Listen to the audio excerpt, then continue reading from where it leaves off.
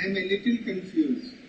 Is there a contradiction between living life totally and at the same time witnessing it from a distance?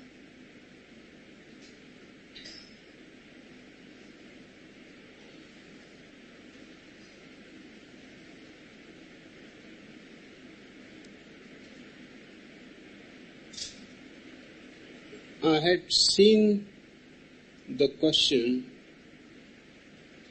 It was too long, so I had told to summarize it. But in the summary, it has lost its basic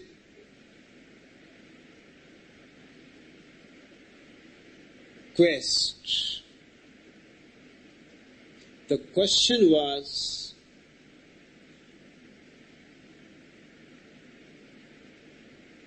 I am teaching witnessing, but while doing something, I also teach that do it totally.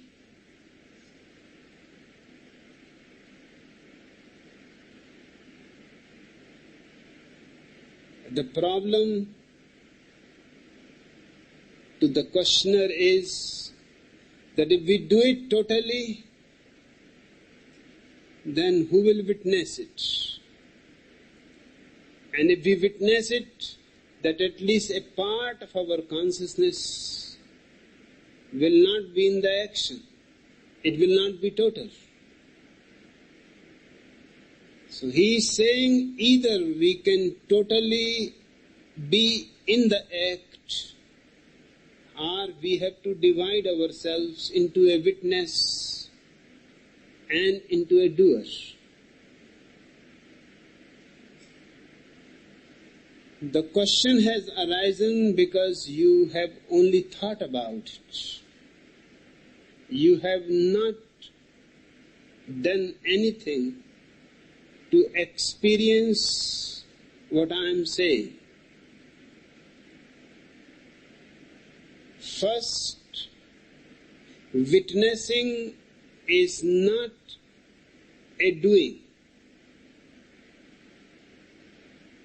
When the mirror reflects you, do you think it does something?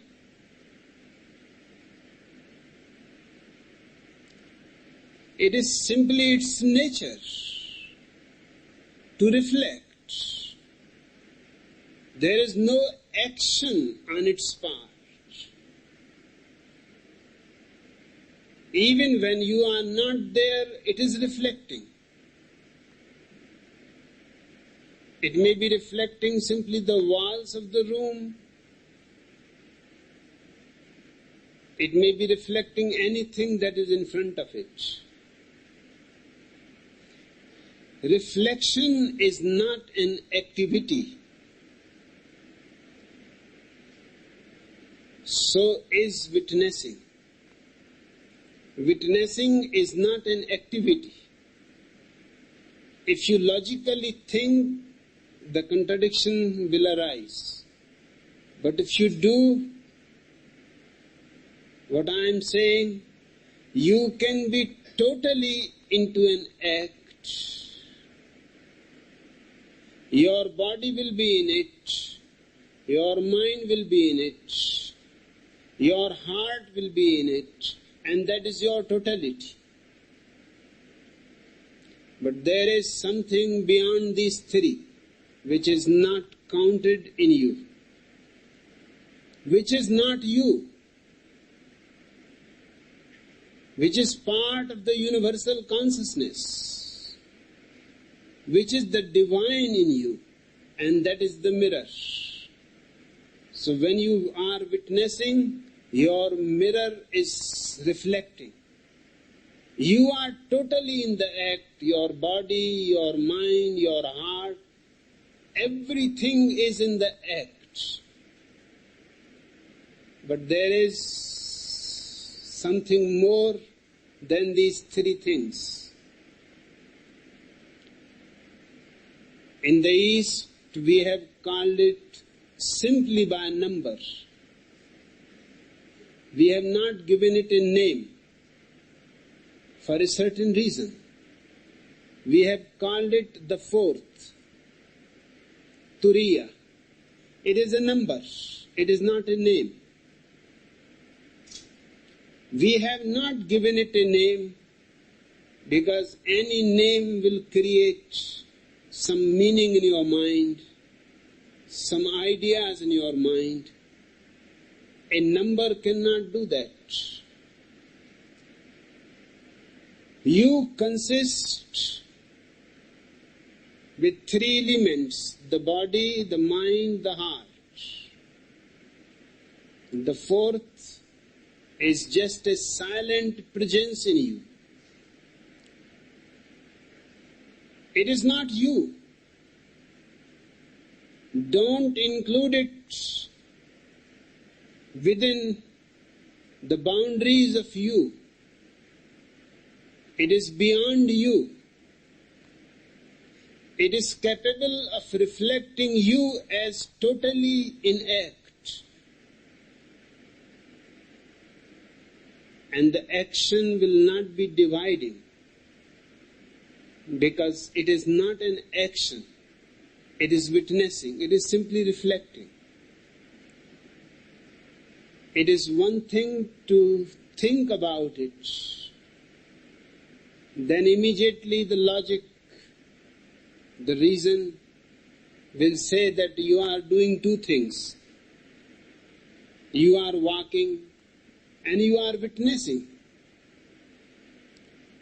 That divides. But this is only logical reasoning. Just try to walk silently, joyously. Put everything into a morning walk.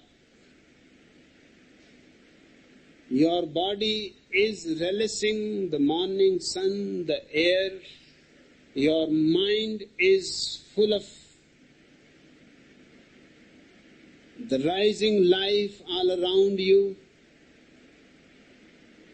Your heart is throbbing with excitement. The birds are singing and the sky is so colorful. You be just the walk.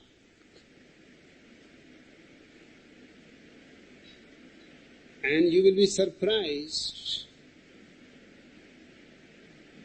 that there is someone witnessing, which you cannot say I, which is not your ego, which is the universal self. Your body is different from me. Your mind is different from everybody else. Your heart is different from everybody else. But in consciousness, we are one continent. Nobody is an island. So that universal consciousness is always there. Either you are aware of it, then it makes your life a rejoicing, or you are unaware of it, then your life becomes just a dragging somehow towards death. So there is no contradiction at all. But remember, there are many experiences. If you think about them, you will find contradictions. If you experience them, you will not find any contradiction.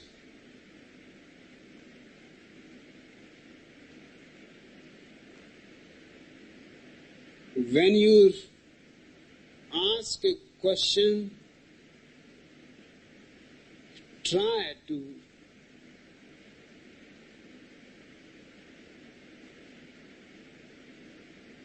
experience it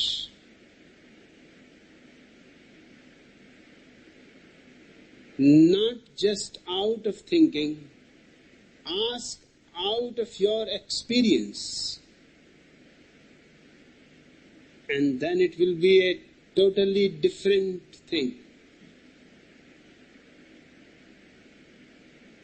Everything is not logical.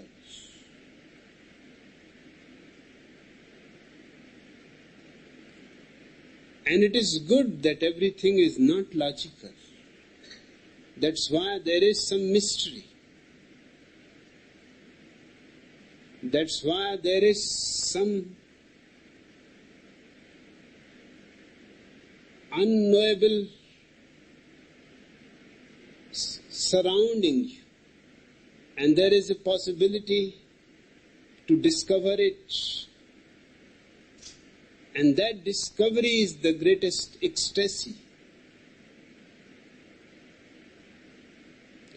I have not found any contradiction in my experience, but in thinking, I agree with you, there is contradiction. But I am not telling you to think about it. I am telling you to live it.